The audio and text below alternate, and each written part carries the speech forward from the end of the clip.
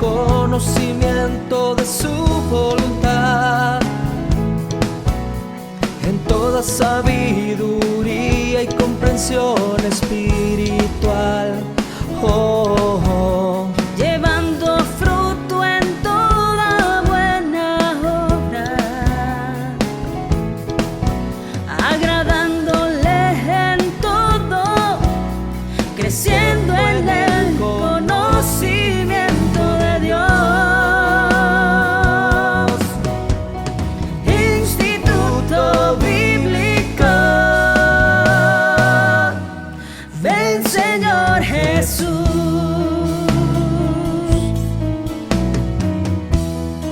Estableciendo la cultura del reino con la palabra de Dios, instruyendo nuevos discípulos.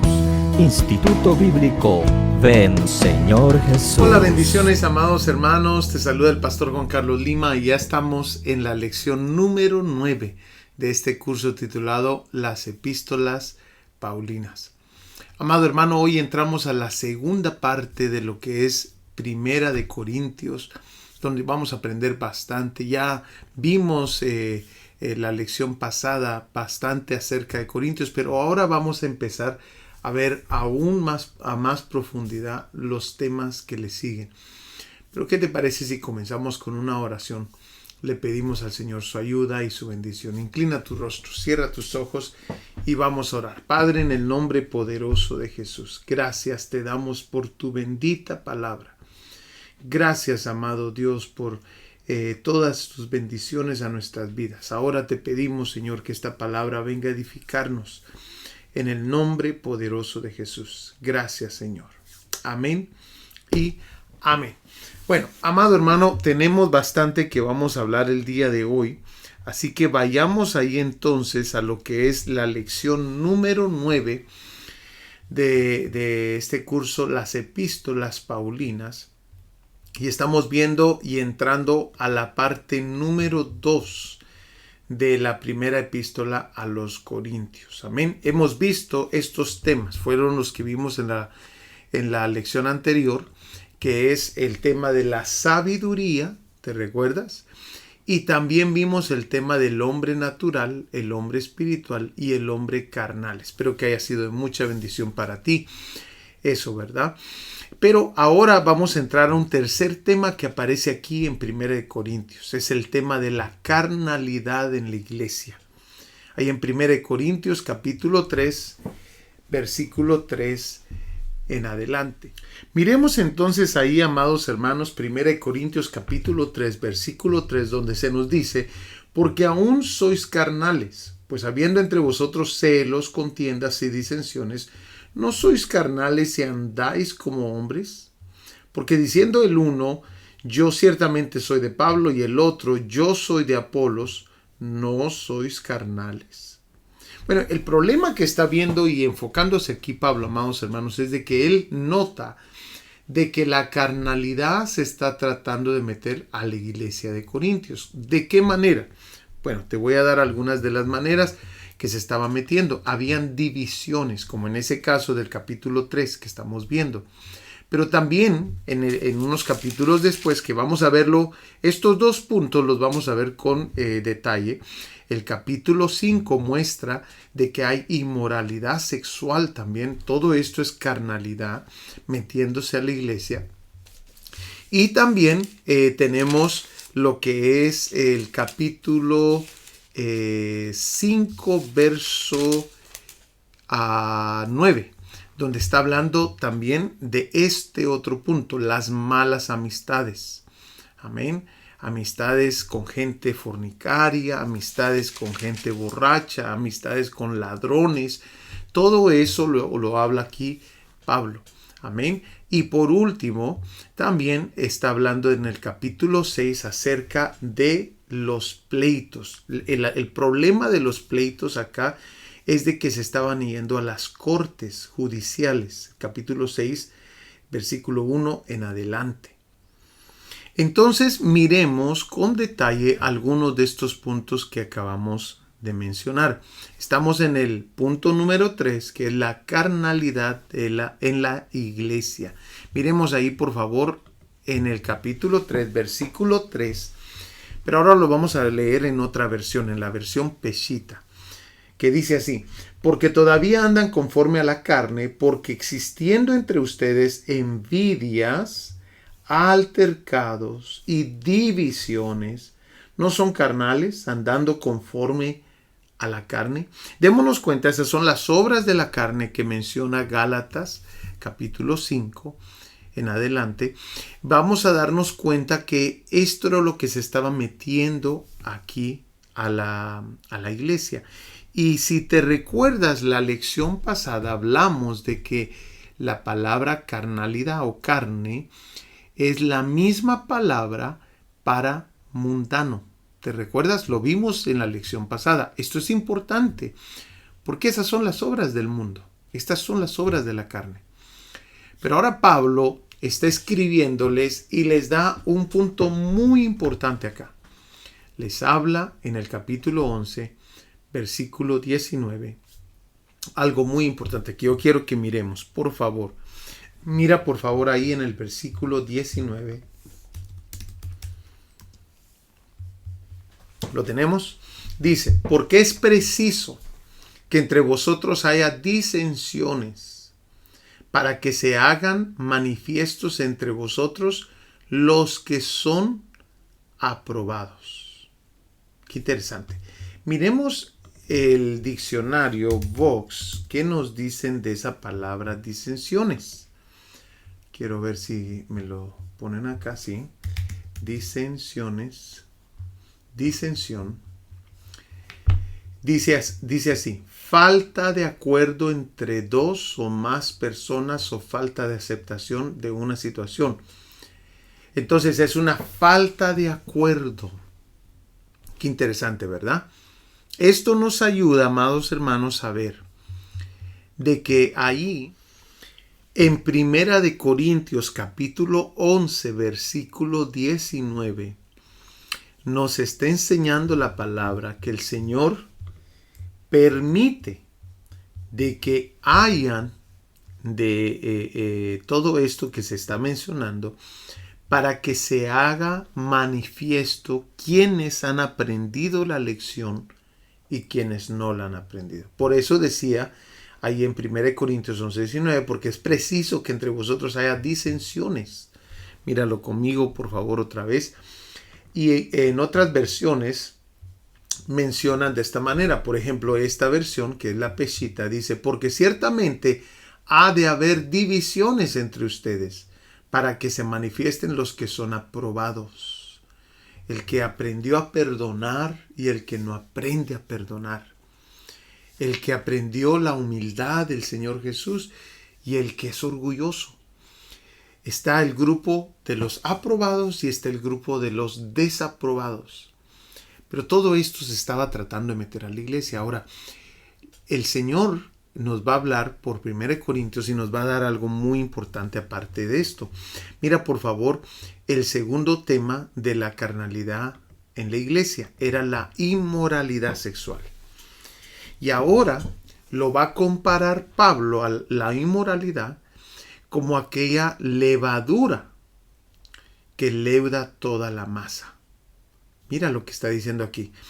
Capítulo 5, versículo 1 en adelante. Dice: se ha sabido que uno de ustedes tiene como mujer a su propia madrastra. Este caso de inmoralidad es tan grave que ni siquiera se da entre los paganos. Y aún se hinchan ustedes de orgullo. Deberían llenarse de tristeza. El hombre que vive en semejante situación debe de ser expulsado de entre ustedes. El versículo 6 nos deja claro que Pablo les pide a ellos, 1 Corintios 5:6, miremoslo por favor, les pide a ellos que ellos deberían de atender esto porque un poquito de levadura va a leudar toda la masa. Mira lo que dice: la jactancia de ustedes no es buena. ¿No saben que un poco de levadura fermenta toda la masa? Y esto es importante conocerlo, amado hermano. Por eso es de que deben de haber reglas en la congregación. Deben de haber reglas en la congregación de disciplina, reglas de santidad, ¿verdad? Por ejemplo, asegurarnos de que la gente que está ministrando al pueblo sea gente que esté viviendo en santidad. Asegurarnos de que la gente que está sirviendo no esté en unión libre. Estas cosas, amado hermano, afectan la congregación porque la presencia de Dios ya no fluye como usual, como debería. Amén. Recordémonos que Dios es un Dios santo. Entonces, uno de los puntos que menciona aquí Pablo es este. Debemos tener cuidado porque un poco de levadura leuda todo. Ahí en el versículo 6 lo está diciendo y lo relaciona con esto de la inmoralidad sexual. Pero también nos enseña otro principio muy importante. Hay pecados donde se debe expulsar al individuo de la congregación. Amén. Y aquí está mencionando este pecado de inmoralidad sexual. Ahora, por supuesto, no todo es para expulsar a la gente, ¿verdad? Por eso se necesita un grupo de consejo para tomar decisiones así. Pero también nos vamos a dar cuenta que la levadura en la Biblia está relacionado con pecado y también con falsa doctrina. Ahora, esto no es un tema nuevo, amado hermano. Jesús le dijo a sus discípulos acerca de 3 tipos de levadura que ellos tenían que cuidarse de no tener en sus vidas. Por ejemplo, Jesús les dice a sus discípulos acerca de la levadura de los fariseos. Amén. Levadura de los fariseos. Ahí en Lucas capítulo 12, versículo 1. Dice así. Entre tanto hay una multitud de miles y miles se había reunido, tanto que se atropellaban unos con otros. Jesús comenzó a hablar primero a sus discípulos. ¿Se da cuenta? Cuídense de la levadura de los fariseos. Y le dice cuál es. No tenemos que investigar. Jesús les dijo cuál era. Dice que es la hipocresía. Amén. Entonces Jesús nos dice, esta levadura deben de cuidarse de ella. O sea, no la tengan en sus vidas. La hipocresía. Cuando nosotros tenemos algo que platicar con Dios, hay que hacerlo. No hay que venir al culto y ver como que no ha pasado nada, como que todo está bien. No, no, no. Si hay algo que tenemos que platicar con Jesús, debemos de hacerlo. Amén. Si hay algo que debemos de platicar con el hermano, debemos de hacerlo, porque ese es un tipo de levadura que está metido en muchas iglesias. Por eso estos temas están relacionados. Todos están bajo el tema de la carnalidad en la iglesia. Pero hay un segundo tipo de levadura que Jesús le habla a sus discípulos. Es la levadura de los saduceos. Amén. Aparece ahí en Mateo capítulo 16. Mateo 16, versículo 6. Miremoslo por favor. Dice así. Entonces Jesús les dijo, estén atentos y cuídense de la levadura de los fariseos, y dice también, y saduceos. Ahora, ¿cuál era la levadura de los saduceos? Algunos de ustedes se recordarán que los saduceos, amados hermanos, eran personas que tenían mezclada doctrina griega, amén, enseñanzas griegas, creencias griegas, juntamente con las de los judíos, algunas de los judíos. Entonces Jesús está hablándole de lo que es la mezcla, ¿verdad?, de enseñanza. Debemos nosotros constantemente asegurarnos que la enseñanza que tenemos es bíblica y no es aprendida de una religión, no es aprendida de un individuo, no es aprendida de una iglesia, sino que es aprendida de la Biblia. Esto es muy importante. Amén. La levadura de los saduceos es aquella mezcla. Por ejemplo, los saduceos no creían en la resurrección. Los saduceos no creían en los ángeles, no creían en el espíritu tampoco. porque algunas de estas creencias eran griegas. Amén. No creían en lo sobrenatural tampoco. Vayamos ahí a Hechos capítulo 23. Capítulo 23, versículo 8. Mira lo que dice. Dice, porque los saduceos dicen que no hay resurrección, ni ángel, ni espíritu. Pero los fariseos creen todo esto. ¿Te das cuenta? Los saduceos ya habían agarrado otras creencias y las tenían mezcladas. Y el problema de los saduceos, Jesús les dice cuál es.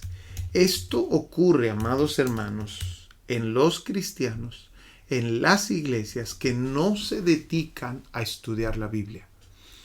Mira lo que Jesús les dice en el versículo 23. ¿Lo tenemos? Dice Mateo 22, 23. Ese día se acercaron a Jesús algunos saduceos, los que dicen que no hay resurrección. Y le dijeron, Maestro, Moisés dijo, si alguien muere sin tener hijos, su hermano como pariente más cercano se casará con su mujer y levantará descendencia a su hermano. Bueno, ya sabemos esa historia. Vayamos al final. Versículo 29. Jesús le respondió, están equivocados por no comprender las Escrituras ni el poder de Dios. Ese era el problema principal. Ellos se habían dedicado a aprender otras creencias. Se habían dedicado a creer otras cosas, hermanos. Y hay mucha gente así. Se dedica tanto a otros libros, se dedica tanto a un montón de otras cosas, videos y de todo. Y no se dedican a leer la Biblia. Ahora yo no estoy diciendo, yo leo libros. Amén. Pero yo leo más la Biblia que los libros. Yo leo libros, pero yo me dedico al estudio de la palabra, porque eso lo aprendí de mis pastores. Es importante que nosotros tengamos, amados hermanos, en cuenta que un poquito de esto leuda toda la masa. Por eso miras tú, cristianos que están completamente contradiciendo cosas de la Biblia, pero las creen como que el mismo Dios las hubiera dicho. Entonces hay que tener cuidado con eso. Y el tercer tipo de levadura que menciona el Señor es la levadura de Herodes. Que aquí en Marcos 8:15 se les dice a los discípulos también, Jesús les encargaba diciendo, tengan cuidado, cuídense de la levadura de los fariseos y de la levadura de Herodes. ¿Y cuál era la levadura de Herodes? Como ustedes se recordarán, Herodes estaba unido en unión libre con la esposa de su hermano. Y Juan el Bautista se lo va a decir. La levadura de Herodes es el libertinaje. Es hacer cosas de esa manera. Libertinaje. 3 tipos de levadura. Están hablando de la inmoralidad sexual aquí Pablo, pero está diciendo que tengamos cuidado con la levadura, porque la levadura leuda toda la masa. Hay una versión que me gusta mucho, cuando se me hace difícil entender algo, voy a esta versión, ahí en lo que es 1 Corintios. Vayamos por favor al capítulo 5, versículo 6.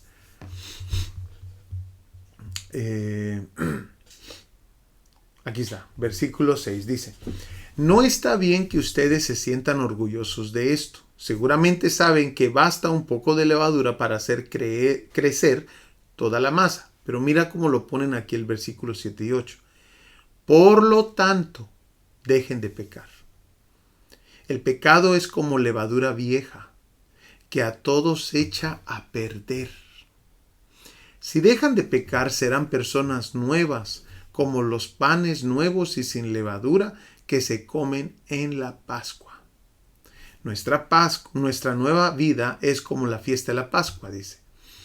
Nuestro Cordero de la Pascua es Cristo, que fue crucificado en la cruz. Nosotros somos como el pan de la fiesta y debemos ser como el pan sin levadura, es decir, sinceros y honestos. Esto por supuesto, no es una traducción exacta de lo que es los manuscritos, pero es una interpretación. Amén.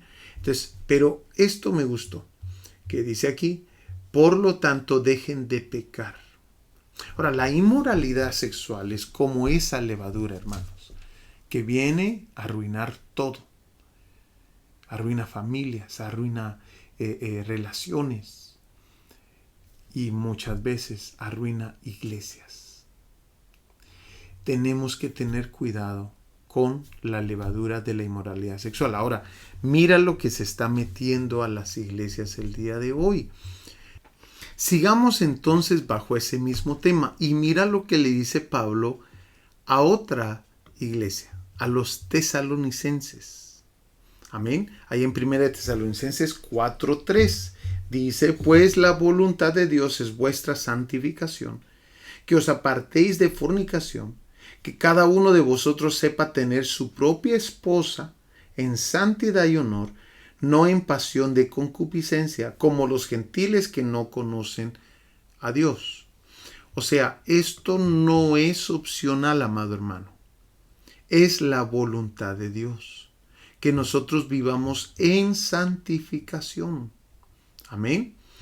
Y que nos apartemos, y aquí usan esta palabra fornicación, pero esa palabra realmente es la palabra porneia, que significa fornicación, inmoralidad sexual, pecado sexual en general, incluye muchas conductas diferentes según el diccionario de idiomas bíblicos. La voluntad de Dios es que nosotros vivamos apartados de esto.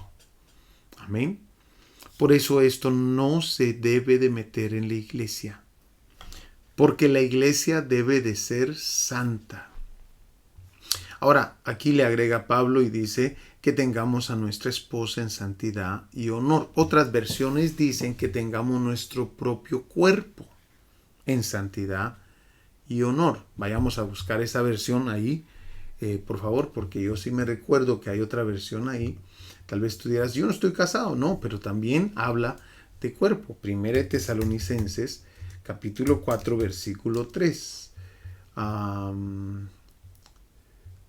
Su propia esposa, dice acá, dice su propio vaso, dice esta versión, ¿verdad? Poseer su propio vaso en santificación y honor. Esta versión dice vaso también. Vaso. Hay una versión que dice su cuerpo. Esta dice mujer. Aquí está, esta versión, nueva versión internacional. Que cada uno aprenda a controlar su propio cuerpo de una manera santa y honrosa. Amén. Eso es importante. Ahora, también nos dice Pablo que no debe de ser en pasión de concupiscencia. Esto no lo podemos traer del mundo. Pablo lo pone de esta manera, como los gentiles que no conocen a Dios. No copiemos a los gentiles con respecto a las relaciones sexuales, con respecto a cómo conducirnos, ¿verdad? Porque aquí está hablando también a los que no están casados también. Entonces, esto se está metiendo en las iglesias, la inmoralidad sexual. Y Pablo está viendo cómo entra a la iglesia de Corintios y ellos no hacen nada. Pero el día de hoy, amados hermanos, en muchos lugares, en muchas familias, en muchas personas, se ha metido lo que es la pornografía. Mira lo que dice la palabra del Señor acerca de esto. Mateo 5:27 dice, oísteis que fue dicho, no cometerás adulterio, pero yo os digo que cualquiera que mira a una mujer para codiciarla, ya adulteró con ella en su corazón. 1 Corintios 6:9 dice, ¿no sabéis que los injustos no heredarán el reino de Dios? No erréis, ni los fornicarios, ni los idólatras, ni los adúlteros, ni los afeminados, ni los que se echan con varones. Y ahí nos dan una lista más extensa. Y 1 Juan 2:16 dice, porque todo lo que hay en el mundo, los deseos de la carne, los deseos de los ojos y la vanagloria de la vida, no proviene del Padre, sino del mundo. Lamentablemente el día de hoy, amados hermanos, Esto se ha metido mucho en las vidas de los cristianos, la pornografía. En Estados Unidos, 40 millones de personas en Estados Unidos son adictos a la pornografía.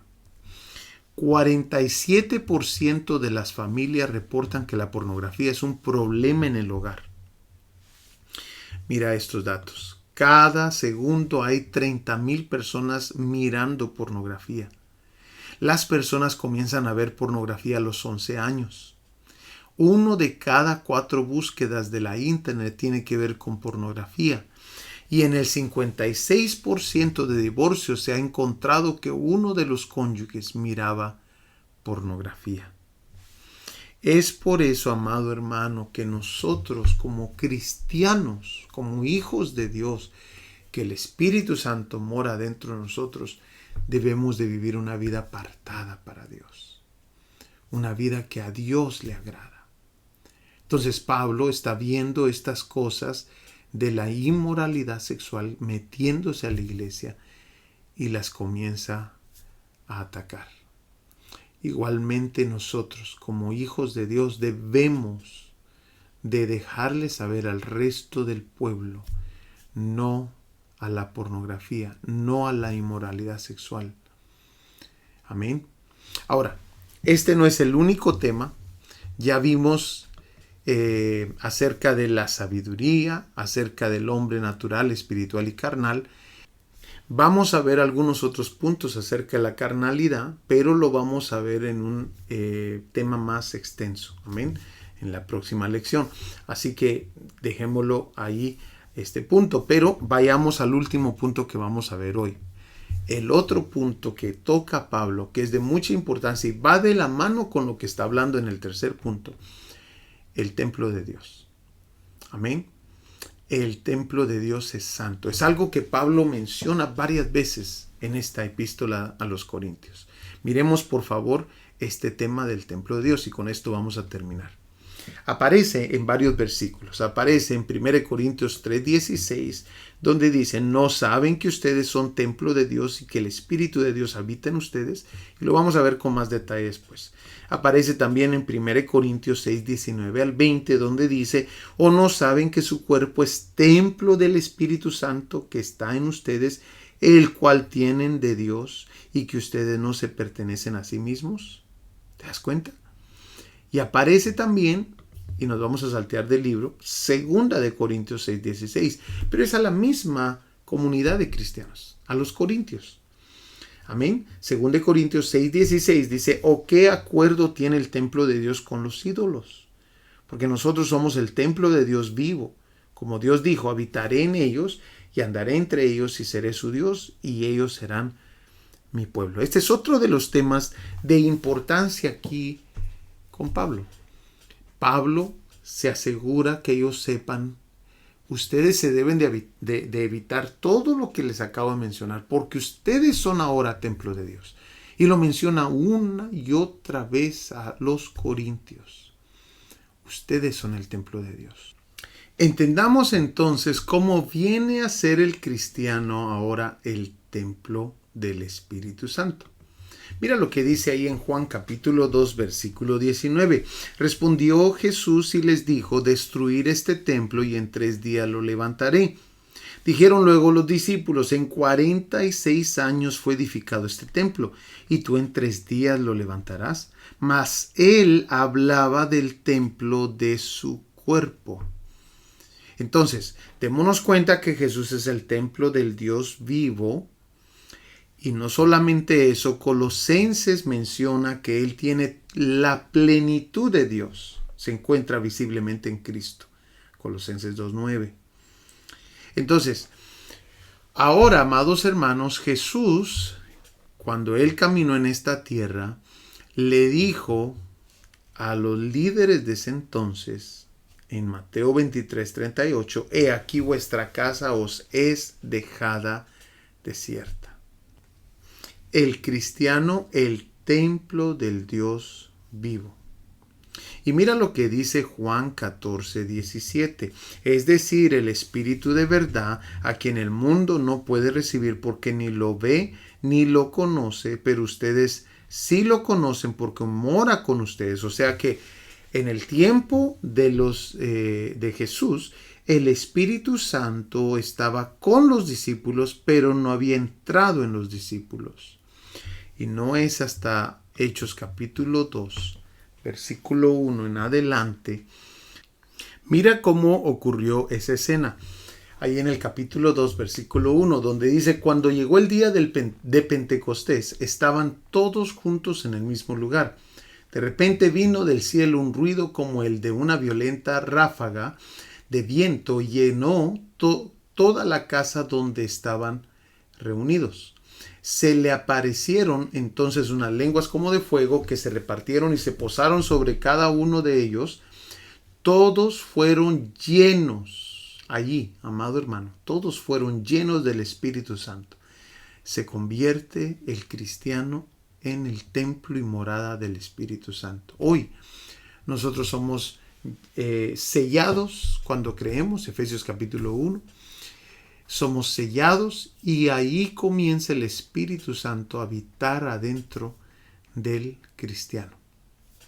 Esto es muy importante porque ahora nos vamos a dar cuenta que el Señor confirma todo esto. En el año 70 después de Cristo, el templo de Herodes es destruido y se cumple entonces la profecía de Mateo 24:2.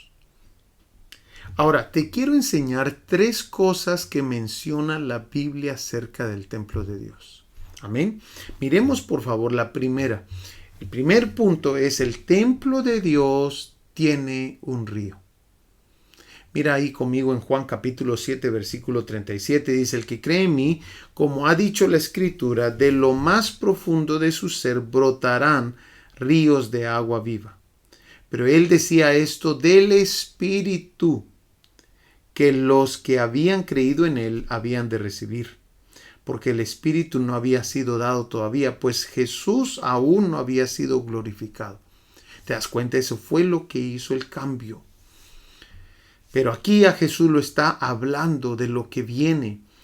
Entonces el primer punto es: el templo de Dios tiene un río. Esto, amados hermanos, que dice de lo más profundo de su ser, está hablando del espíritu humano. Allí es donde mora el Espíritu Santo. Y también dice: pero él decía esto del Espíritu. Aquí se está refiriendo a ese río que se está refiriendo ahí, que brotarán ríos de agua viva. Se está refiriendo al Espíritu Santo. Amén. Y démonos cuenta que todo esto tenía un tiempo señalado. Cuando Jesús fuera glorificado, al poco tiempo vendría el Espíritu Santo a morar en el cristiano. Ahora, ¿por qué un río de agua viva? ¿Qué nos dice un río de agua viva? Bueno, en primer lugar, nos habla, el agua viva nos habla de agua en movimiento, no es agua estancada. Amén. También nos habla que el agua purifica, y es que ese es el trabajo que está haciendo el Espíritu Santo en el creyente. También el agua da vida. Amén. Y punto número 4, ahí en Juan 4:14, cuando Jesús está hablando con la samaritana, describe este río como una fuente de agua que brota para vida eterna. Qué interesante, ¿verdad? Miremos ahí, por favor, el versículo 14, lo tenemos. Dice: mas el que bebiere del agua que yo le daré, no tendrá sed jamás, sino que el agua que yo le daré será en él una fuente de agua que salte para vida eterna. Esto es el Espíritu Santo que Jesús da. Ahora, ¿por qué un río? También lo describen como un río porque si miramos los ríos tienen niveles. Es más, eso es lo último que vamos a ver de esta clase. Vamos a darnos cuenta cómo en el libro de Ezequiel le describen a Ezequiel el río del Espíritu Santo.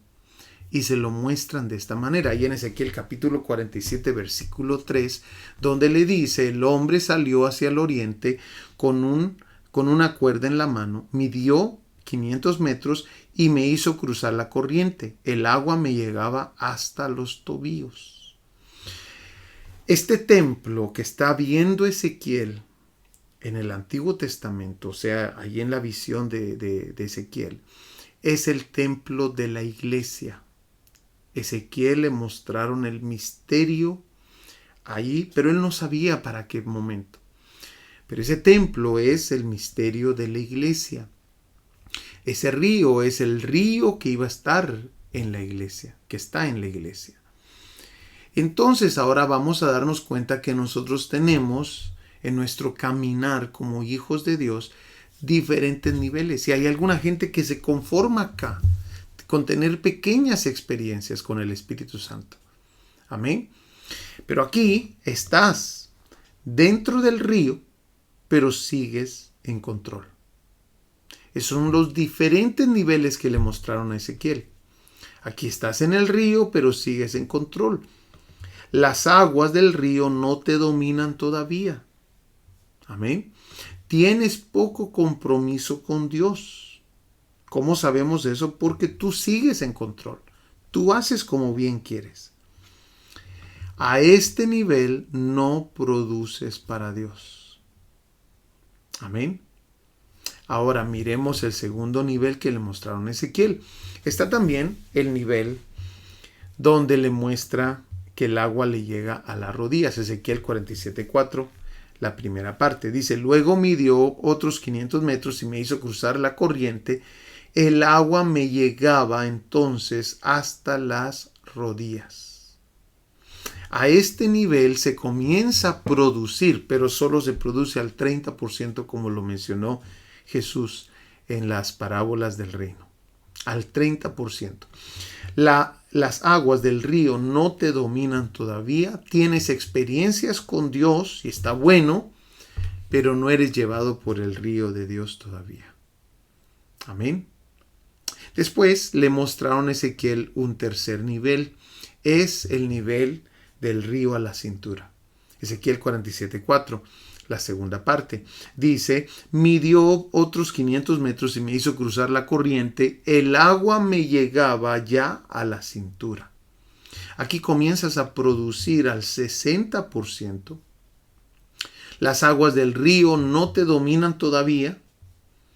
Comienzas a ceder más y a experimentar las manifestaciones del fruto del Espíritu.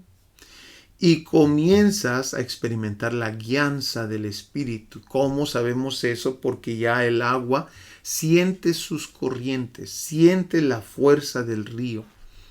Estás perdiendo el control, ya te lleva un poquito más el río. Amén.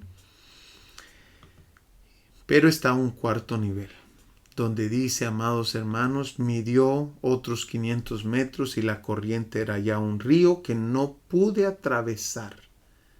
Se había convertido en un río tan hondo que solo se podía cruzar a nado. Aquí, amado hermano, a este nivel comienzas a producir al 100%. Haces la voluntad de Dios. Porque ya hacen las aguas.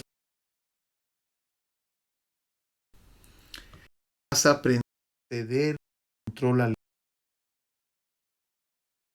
manifestaciones del fruto del Espíritu Santo. Entonces, Pablo está enseñando a la iglesia de Corintios, ustedes son el templo de Dios. ¿Qué significa eso? Bueno, ya te enseñé. El templo de Dios tiene un río. Ese río es muy valioso, hermanos, porque decía Juan 4:14 que fluye, que salta para vida eterna. Tenemos que guardar ese río de Dios en nosotros. Amén. Pero ahora también nos muestra algo adicional Pablo. Dice, porque el templo de Dios es santo y eso es lo que ustedes son. Lo segundo que vamos a aprender, aparte de que el templo de Dios tiene un río, vamos a aprender de que el templo de Dios es santo. Y esto nos enseña Pablo en Romanos 6:22 que para vivir una vida en santidad primero tenemos que ser libres. Después la santidad se perfecciona. ¿Se perfecciona cómo? por medio del temor de Dios. Y el temor de Dios se obtiene de Dios. Se obtiene de diferentes maneras, pero una que te puse ahí en Deuteronomio es por medio de la lectura bíblica. Por eso es tan importante la lectura bíblica, amado hermano. Y a causa de todo esto, de que el templo de Dios es santo, que somos nosotros, dice, no es el edificio, somos nosotros. Pablo les dice a los corintios que deben de evitar. Ahí en el capítulo 10, versículo 6 le dicen, no sean codiciosos. No codiciemos, les dice. Versículo 7 les dice, no a la idolatría. Versículo 8, no a la fornicación. Versículo 9, no tentemos a Dios. Y versículo 10, tampoco murmuremos. Miremoslo por favor porque esto se pone interesante. 1 Corintios 10, 6. Amén, lo tenemos. Dice, mas estas cosas sucedieron como ejemplos para nosotros, para que no codiciemos, ¿qué? Cosas malas, como ellos codiciaron. Ni seáis idólatras, como algunos de ellos. Según está escrito, se sentó el pueblo a comer y a beber y se levantó a jugar.